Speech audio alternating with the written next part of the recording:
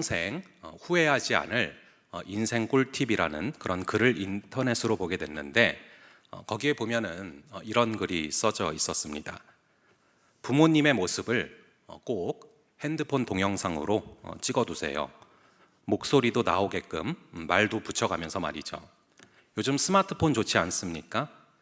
뜬금없어서 좀 멋쩍겠지만 아무 말이라도 걸면서 슬쩍 찍어두세요 라는 그런 글이었습니다. 근데 거기에 달려있는 사람들의 리플들이 굉장히 찡하더라고요. 어떤 글들이 있었냐 하면은 작년에 돌아가신 아버지의 동영상을 남겨놓지 않아서 정말 후회 중이다 라는 리플도 있었고요. 어머니께서 아프시기 전에 이거를 봤으면 참 좋았을 텐데 라는 그런 글도 있었습니다. 그 글을 보고서 저도 이번에 설날 때 갔다가 이제 슬쩍 이렇게 손주들이랑 같이 계시는 부모님 영상을 이렇게 찍어 뒀는데요. 그 글 보면서 이 기회라는 게 날마다 다가오는 것 같지만 그 기회들을 흘려보내고 나면은 결국에는 흘려버린 기회를 사무치게 후회하게 된다라는 그런 진리를 다시금 생각해보는 계기였습니다. 그뿐이겠습니까? 우리의 삶 가운데 이처럼 반드시 잡아야 함에도 불구하고 내가 미처 깨닫지 못해서 흘려보내는 많은 기회들이 있습니다. 그래서 우리는 종종 후회를 하고는 하죠. 그래서 그때 그 사람을 꼭 잡았어야 되는데 이런 후회도 하고요. 또 가볍게는요, 이런 후회들도 하죠. 그때 그 마트에서 1+1 행사 상품 꼭 샀어야 되는데 이런 후회들도 합니다. 그때는 모르고 지나쳐 버렸지만 뒤늦게 생각해 보니까 꼭 잡았어야 되는데 라는 그런 느낌이 드는 기회들이 종종 있죠. 우리가 분별력을 발휘해서 그런 기회를 꼭 잡을 수 있는 그런 저와 여러분 되기를 간절히 바랍니다. 오늘 본문에 등장하는 시몬은 하나님께서 주신 기회를 얼떨결에 붙잡게 된 사람인데요. 시몬에게 벌어졌던 일을 묵상하는 과정을 통해서 하나님께서 주시는 그런 기회를 꼭 잡을 수 있는 그런 저와 여러분 되기를 간절히 바랍니다. 우선 오늘 본문의 상황을 간단히 보면 저희가 읽지는 않았지만 1절에 보시면 예수님께서는 가야바에게 고소를 당하신 후에 빌라도에게 가십니다. 근데 빌라도가 아무리 신문을 해봐도 예수님에게 죄가 없다라는 것을 알게 됩니다. 그래서 예수님을 풀어주기를 원했지만 이 성난 군중들은 예수님을 십자가에 못 박기를 원했습니다. 그래서 빌라도는 할 수 없이 자신의 정권을 유지하기 위해서 이 성난 군중들의 요청을 받아들이죠. 결국 예수님께서는 십자가를 지시고 빌라도의 재판소로부터 골고다 언덕까지 올라가시게 됩니다. 여러분, 십자가가 생각보다 무거운 무게입니다. 여러분, 십자가가 몇 킬로인지 혹시 아십니까? 저희가 십자가를 참 많이 듣고 있지만 정작 이 십자가에 대해서 모르는 것이 저부터가 참 많더라고요. 이 십자가의 가로 횡대만 50kg 정도로 추정을 합니다. 세로 횡대까지 합하면 거의 120kg 정도로 추정을 하는데요. 지금은 이제 저희 아이들이 초등학교 6학년, 3학년 그래서 꿈도 못 꾸지만 옛날에 어렸을 때는 차에서 잠들었을 때 애들을 안고서 이렇게 계단을 올라갔던 그런 기억들이 있거든요. 근데 한 20kg 정도만 돼도 굉장히 힘든데 예수님께서는 거의 100kg 정도가 되는 십자가를 지고 가셨는데 정말 지고 가기가 쉽지 않으셨을 겁니다. 게다가 몸이 성하신 상태셨다 할지라도 100kg 정도 되는 것을 짊어지고 가는 것은 너무 쉽지 않은 일인데요. 예수님은 이미 몸이 성하신 상태가 아니셨습니다. 유월절 만찬을 하신 후로부터 어떤 음료도 어떤 음식도 드시지 않으신 상태셨고요. 잔인한 로마 방식의 채찍을 맞으셨습니다. 여러분, 예수님이 맞으신 채찍이 어떤 채찍인지 아십니까? 저는 흔히 이렇게 말을 때릴 때 쓰는 그런 채찍인 줄 알았습니다. 근데 그 당시의 문헌을 살펴보니까 길이가 굉장히 짧습니다. 몸통 정도 되는 길입니다. 왠지 아십니까? 가장 효율적으로 힘을 세게 받을 수 있는 길이기 때문에 그렇습니다. 아프게 최대한 때리려고 그런 것이죠. 그래서 9가지 가닥가닥마다 동물뼈랑 납조각이 달려 있었습니다. 그래서 예수님은 채찍에 한번 맞으시면 그 채찍이 너무 깊게 박혀서 웬만한 알통 나온 로마 군인들 아니면 빼내지 못할 정도로 깊게 박히셨습니다. 그래서 채찍을 한 번 맞으실 때마다 살점이 뚝뚝 떨어져 나가셨습니다. 그래서 우리가 흔히 알고 있는 성화 속의 예수님의 그림은 잘못된 거죠. 허여멀건한데 옆구리만 빨간 그런 그림은 잘못된 것입니다. 예수님은 십자가에 올라가시기 전부터 온몸이 시뻘겋게 페인트를 칠한 것처럼 되셨습니다. 그리고 17절을 보시면 심지어 가시면류관으로 머리가 찔리신 상태에서 십자가를 지고 가신 것이죠. 이것이 얼마나 버거운 과정이셨겠습니까? 그래서 이 교회사 전승에 의하면 예수님께서 그 아픈 몸으로 무거운 십자가를 지고 골고다로 올라가시다가 쓰러지기를 계속해서 하셨다고 기록되어 있습니다. 쓰러지고 다시 쓰러지고 또 쓰러질 그때쯤에 이제 이때쯤에는 제발 좀 누군가라도 나타나서 좀 도와줬으면 좋겠다라는 마음이 모두에게 들 때쯤에 오늘 본문의 말씀이 등장하는 것입니다. 오늘 본문의 말씀을 보니까 알렉산더와 루포의 아버지인 구레네 사람 시몬이라는 사람이 등장합니다. 마침 그 길에 시몬이 서 있었던 것이죠. 이 사람은 누구냐 하면은 알렉산더와 루포라는 두 자녀를 둔 구레네라는 곳에서 온 시몬입니다. 이 사람이 구레네라는 곳에서 왔는데요. 구레네가 어디냐 하면은 예루살렘에서 굉장히 멀리 떨어져 있는 북아프리카에 있는 그런 지역입니다. 거의 1000km가 떨어져 있는 곳인데요. 거기서 지금 예루살렘까지 온 겁니다. 이것은 비행기를 타고 왔어도 굉장히 힘들었을 거리인데 이 사람은 당연히 수레나 마차를 타고 이 시골에서부터 여기까지 왔는데 굉장히 많이 지쳐 있고 힘든 그런 상태입니다. 먼 시골에서 온 구레네 시몬은 오자마자 사람들이 굉장히 많이 모여 있으니까 뭔가 싶어서 막 두리번거리고 있는데 하필이면 딱 그 시몬 앞에서 예수라는 청년이 십자가를 지고 가다가 떨어뜨리면서 쓰러지시는 겁니다. 저는 오늘 본문의 말씀을 이번 주에 계속 묵상하다가 개인적으로 가장 중요한 단어가 바로 이 마침이라는 단어라고 생각을 합니다. 여러분, 이 마침이라는 단어를 들으면 어떤 느낌이 드십니까? 제가 받은 느낌은 마침, 우연히, 어쩌다가, 얼떨결에 이런 의미입니다. 마침 그 앞에 있었다는 이유로 시몬은 얼떨결에 십자가를 지게 된 것이죠. 그런데 마침 우연히 어쩌다가 지게 된 그 십자가를 통해서 시몬은 삶 가운데 너무나 큰 엄청난 변화를 경험하게 됩니다. 여러분, 우리가 믿는 것이 하나 있습니다. 우리 삶 가운데 벌어지는 일들은 하나도 우연이 아니라 하나님의 손을 거쳐서 하나님의 예정 가운데 주어진 일인 줄로 믿습니다. 물론 우리는 그분께서 왜 우리에게 이런 일을 계획하시는지 다 이해할 수가 없죠. 마치 강아지나 고양이를 아무리 사랑하며 기른다고 할지라도 그 강아지나 고양이가 우리 생각을 이해할 수 없는 것과 마찬가지입니다. 이 피조물인 우리가 창조주인 그분의 뜻을 100%다 이해할 수는 없습니다. 하지만 우리에게 얼떨결에 주어지는 일들을 억지로라도 감당하다가 보면 어느새 주님께서 인도하시는 궤도 안에 서 있는 우리를 발견하게 될 줄로 믿습니다. 저의 삶을 돌아봐도 그렇습니다. 저의 삶이 무슨 철저한 계획과 완벽한 준비대로 이루어진 적은 거의 없습니다. 제 인생을 한마디로 표현을 해보자면 무슨 열정, 용기 이런 게 아닙니다. 한마디로 얼떨결에라고 정의를 할 수 있을 것 같아요. 저는 얼떨결에 사는 인생 같습니다. 초등학교 2학년 때 얼떨결에 부모님을 따라서 교회를 다니게 됐고 얼떨결에 주님께서 만나 주셨습니다. 그리고 중학생 때 만나게 된 영적인 스승님 같은 목사님께서 총신대회를 계속 추천을 해주셔서 얼떨결에 신학교를 다니게 됐고요. 또 청년부 때 얼떨결에 아내를 마주쳤는데 사랑에 빠져서 결혼을 했고요. 또 얼떨결에 유학을 갔다가 또 얼떨결에 귀국을 했습니다. 죄송하지만 온 세계 교회도 얼떨결에 온 것 같습니다. 저는 살면서 자주 얼떨결에 살면 안 되겠다 결심을 하는데 그런 때일수록 가장 얼떨결에 지내게 되는 것 같습니다. 생각해보면 앞으로도 저의 인생은 또 그렇게 얼떨결에 지나가게 될 것 같습니다. 근데 다시 한번 되돌아보니까 그때 그 시점에서는 얼떨결에 벌어진 일인 줄 알았는데 생각해보면 모든 순간 하나님께서 함께 하셨고 하나님의 계획이 있었기 때문에 벌어진 일임을 지금은 고백할 수가 있습니다.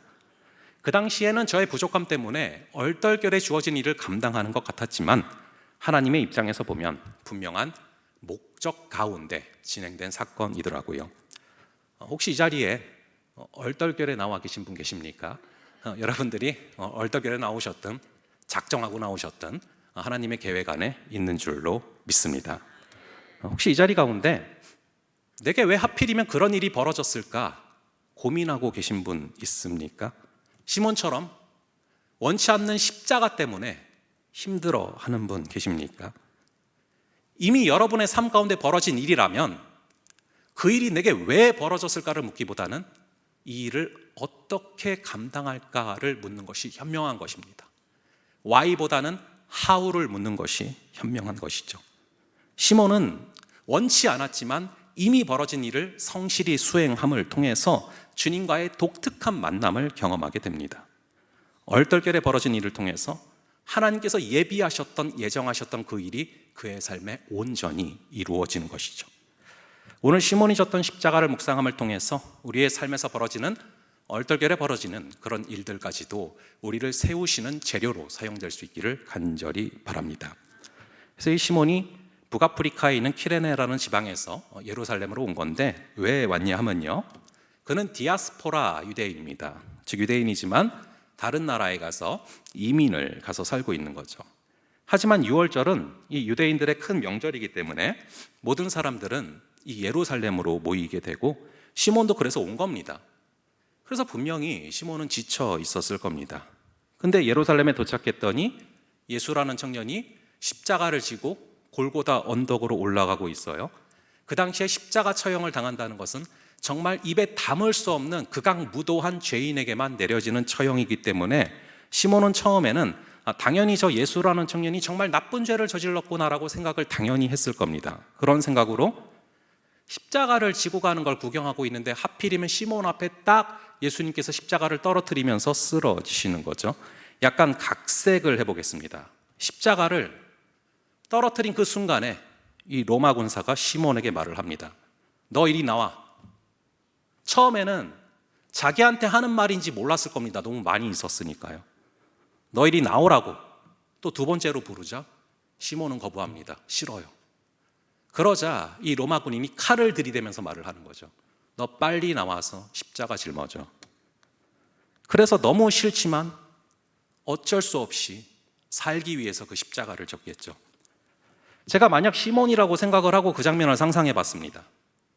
제가 만약 시몬이라면 십자가를 지게 됐을 때 그렇게 생각했을 것 같습니다. 오늘 정말 뭔가 안 풀리는 날이다. 왜 하필이면 내 앞에 넘어져가지고 뭐 그런 생각을 분명히 했을 겁니다. 그렇게 억지로 십자가를 지고 가다가 예수라는 그 청년을 바라봅니다. 근데 그 청년을 보니까 눈이 너무 선하고 아무리 봐도 죄를 지었을 것 같지 않은 느낌이 계속 드는 거죠. 그래서 어쩌면 마음이 좀 바뀌었을 수도 있습니다. 그래, 억울한 것 같은데 불쌍한데 내가 대신 십자가 좀 져주자, 뭐 이런 마음으로 올라갔겠죠. 근데 여러분 여기서 한번 생각을 해보시기 바랍니다. 그 십자가는 누구의 십자가입니까? 그게 정말 예수님의 십자가입니까? 예수님의 십자가를 시몬이 대신 져준 겁니까? 아닙니다. 그것은 저와 여러분의 십자가고 바로 구레네 시몬의 십자가입니다.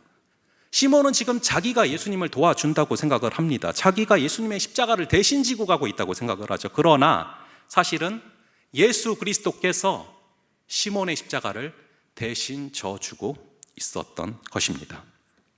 이사야서 53장 4절에 보시면 그는 실로 우리의 질고를 지고 우리의 슬픔을 당하였거늘 우리는 생각하기를 그는 징벌을 받아 하나님께 맞으며 고난을 당한다 하였노라 말씀하고 있습니다. 여러분들 역시도 이 십자가를 갑자기 짊어지는 것 같은 그런 상황들을 사실 자주 경험을 하실 겁니다. 갑자기 목자가 돼가지고 목장을 맡게 된다거나, 그래서 여러분들 이렇게 연말에 교육자분들 연락 오면 두려워하시지 않습니까? 아니면 갑자기 얼떨결에 교사가 돼가지고 한 번만 땜빵 해달라고 했는데 코가 꿰가지고 뭐 이런저런 십자가를 지시고 있을 겁니다. 하지만 사실 그 십자가는 예수님의 십자가를 내가 대신 져주는 것이 아니라 예수님께서 우리의 십자가를 지고 계신데 우리가 동참하는 것임을 믿으시기 바랍니다. 게다가 오늘 말씀을 자세히 보시면 이 시몬 혼자서 십자가를 진 게 아닙니다. 이 21절에 보니까 예수님이 함께 지고 가십니다. 그래서 저는 이번 주에 이 같이 가게 하여라는 부분에 형광펜으로 줄을 그어놨습니다. 그러니까 한편에서는 시몬이 짊어지고 그리고 한편에서는 예수님이 짊어지고 서로 의지하면서 같이 십자가를 짊어지고 갔던 것이죠. 살면서 이 십자가만큼이나 무거운 삶의 무게로 허덕이는 분들이 분명히 계실 줄로 압니다. 예상치 못한 고통 때문에, 예상치 못한 문제 때문에 허덕이는 분들이 많으실 겁니다. 하지만 주님께서 바로 옆에서 그 십자가를 지고 계심을 잊지 마시기 바랍니다. 그분은 바로 옆에서 그 십자가를 지고 계십니다. 주님께서 얼마나 우리와 함께하기를 원하시냐 하면은 그분의 이름이 임마누엘 하나님이십니다. 그러므로 우리 옆에서 십자가를 짊어지고 계시는 그 예수 그리스도의 눈을 바라본다면 우리는 다시금 일어날 힘을 얻게 될 줄로 믿습니다. 우리 주님은 우리가 근심이 쌓여서 잠 못 이루는 그 밤에도 우리와 함께하기를 원하시며 뜬 눈으로 함께 밤을 지내고 계십니다. 우리 삶에 다가오는 십자가, 주님께서 함께 짊어주시는 십자가인 줄로 믿습니다. 게다가 그 십자가는 생각보다는 굉장히 짧은 십자가입니다. 이 학자들이 과연 시몬이 얼마나 되는 거리를 십자가를 짊어지고 갔을까, 이것을 연구했습니다. 근데 대부분의 학술 자료들을 보면 10분 정도가 될 거라고 추정을 합니다. 시몬이 어느 정도 되는 거리를 십자가를 짊어지고 갔는가, 고작 10분 정도 되는 거리를 예수님과 함께 십자가를 짊어지고 같이 갔다라는 것입니다. 예상보다는 너무 짧은 시간이죠. 우리는 늘 자주 말합니다. 하나님, 너무 힘듭니다. 도대체 언제까지입니까? 하면서 그 시기가 빨리 지나가기를 바라죠. 하지만 여러분, 조금만 더 참으시기 바랍니다. 모든 고통에는 반드시 끝이 있고요, 내가 겪는 그 버거움은 생각보다 짧다라는 것을 잊지 마시기 바랍니다. 저는 작년에 양주에서 한 1년가량 이 미자립 교회를 섬기다가 얼떨결에 사역지에서 나오는 상황이 됐습니다. 함께 예배를 드리던 장소가 이제 계약이 만료돼서 나와야 되는 상황이 있었고, 그래서 다양한 상황들 가운데 나오는 상황이 됐는데요, 다음 사역지가 정해지기 전에 먼저 나오게 되면서 참 막막했던 순간들이 지금도 명확히 기억이 납니다. 그때 주셨던 말씀이 창세기 12장 1절의 말씀이었습니다. 본토, 친척, 아비 집을 떠나서 내가 너에게 보여줄 땅으로 가라. 근데 곰곰이 이 말씀을 보니까 내가 너에게 보여준 땅으로 가라가 아니라 내가 너에게 보여줄 땅으로 가라입니다. 항상 좀 어디로 갈지를 좀 보여주고 가라고 하시면 얼마나 좋습니까? 근데 먼저 가라고 하세요, 항상. 그리고 먼저 걸어가면 어딘지를 보여줄 거다라고 말씀을 하시죠. 그래서 저는 그 상황을 통해서 제 믿음이 어떤 상태인지를 정말 적나라하게 직면했던 기억들이 있습니다. 그때 이제 앞길이 하도 막막해가지고요, 그 양주에서 한 40분 정도 더 위로 올라가면은 이 연천 지역에 이 호로고루라는 곳이 있습니다. 저는 거기를 가서 자주 기도를 했습니다. 거기를 가면은 완전히 허허벌판인데요, 아주 칠흑같이 어둡습니다, 밤에 가면은. 그런데 대신에 별이 엄청 찬란하게 빛나요. 제가 이전에 몽골에서 봤던 밤하늘을 제가 잊지 못하고 있는데요, 거기 가면 거의 흡사하게 그렇게 별이 빛납니다. 제가 거기를 갔던 이유가 제 앞길도 굉장히 칠흑같이 어두운데 거기를 가면은 정말 뭔가 딱 저랑 비슷한 느낌이 드는 거예요. 근데 그 가운데 별이 너무 찬란하게 빛나고 있는 것이죠. 여러분, 별이라는 게 그렇습니다. 평소에는 그 자리에 있어도 낮 같은 때는 보이지가 않아요. 근데 별은요, 밤이 되면은 특히 칠흑같이 어두워지면 어두워질수록 더 찬란하게 빛납니다. 그런데 하나님의 인도하심이 그런 것 같아요. 정말 칠흑같이 어두울 때 하나님의 손은, 하나님의 인도하심은 더 찬란하게 빛납니다. 혼돈하고 공허하며 흑암이 깊음 위에 있는 거 우리가 다 싫어하는 것들 아닙니까? 근데 우리의 삶의 역설 가운데 하나가 뭐냐 하면은 혼돈하고 공허하며 흑암이 깊음 위에 있을 때 하나님의 영이 수면 위에 운행하시고 놀라운 창조의 역사가 시작이 된다라는 것이죠. 오히려 내 그림이 확실하게 있고 내 계획이 확실하게 있고 내 플랜이 확실하게 서 있을 때는 하나님께서도 역사하실래야 역사하실 공간이 없습니다. 내가 이미 다 만들어버렸고 내가 이미 다 그림을 그려버렸으니까 하나님께서 그리실 공간 자체가 없으신 거죠. 근데 살다 보면 이상하게 안 풀릴 때가 있어요. 이상하게 막힐 때가 있습니다. 이상하게 혼돈하고 공허하며 흑암이 깊음 위에 있을 때가 있습니다. 근데 그때가 바로 하나님께서 놀랍게 창조하시기 시작하시는 신호탄이라는 것을 잊지 마시기 바랍니다. 그래서 그 별을 보면서 기도하다 보니까 신기하게 이제 한 3군데 정도에서 연락이 왔습니다. 같이 사역을 하자고 연락이 오셨어요. 원래 아시던 분들이 이제 인맥을 통해서 이렇게 연락을 주셨던 건데요. 이상하게 제 마음이 뭔가 계속 걸리는 거예요. 3군데다. 그래서 정말 죄송하다, 못 간다라고 말씀을 드렸습니다. 그리고 또 반대로 제가 또 가고 싶었던 곳이 생겼는데 거기는 또 나이 제한이 딱 있는 거예요. 그래서 여기는 제 마음이 다 막히고 여기는 또 상황이 막히고 그래서 도대체 어떻게 해야 되나 하고 있었는데 정말 얼떨결에 제 신학과 친구 한 명이 전화가 왔습니다. 너무 좋은 교회가 있다는 거예요. 어느 교회일까요? 온세계 교회예요. 너무 좋은 교회가 있는데 지금 청년부 사역자를 모집 중에 있다는 거예요. 그래서 원서를 꼭 내보라고 하더라고요. 그래서 너무 좋은 교회인데 너는 왜 원서를 안 내냐 물어봤어요. 그 친구도 같이 나와 있었거든요. 그랬더니 이제 그 친구가 자기는 청년부 사역 경험이 없다 얘기를 하더라고요. 그래서 납득이 돼가지고 원서를 냈다가 지금도 설교를 하고 있습니다. 그래서 면접을 봤는데 너무 이렇게 모든 분들이 참 좋으시고 마음이 평안하고 또 나이 제한도 없었고 그래서 이제 저는 항상 A냐 B냐를 놓고 막 고민을 하는데 알고 보니까 하나님의 길은 C였던 거죠. 그 시간들이 제게는 너무 길고 막막하게 느껴졌었는데 시간이 다 지나가고 나서 보니까 고작 한 달 동안 있었던 일이더라고요. 여러분 모든 고통은요 다 끝이 있고요. 내가 겪는 그 버거움은 생각보다 짧다라는 것을 기억하시면서 걸어가는 저와 여러분 되기를 간절히 바랍니다. 마지막으로 구레네 시몬이 지고 갔던 십자가는 축복의 십자가였습니다.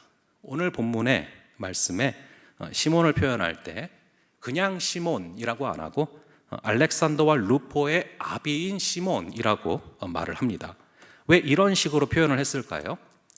이 마가복음을 기록할 당시에 알렉산더랑 루포는 이름만 들어도 누구나 다 알 정도로 엄청난 믿음의 거장들이었기 때문에 이렇게 기록을 한 것입니다.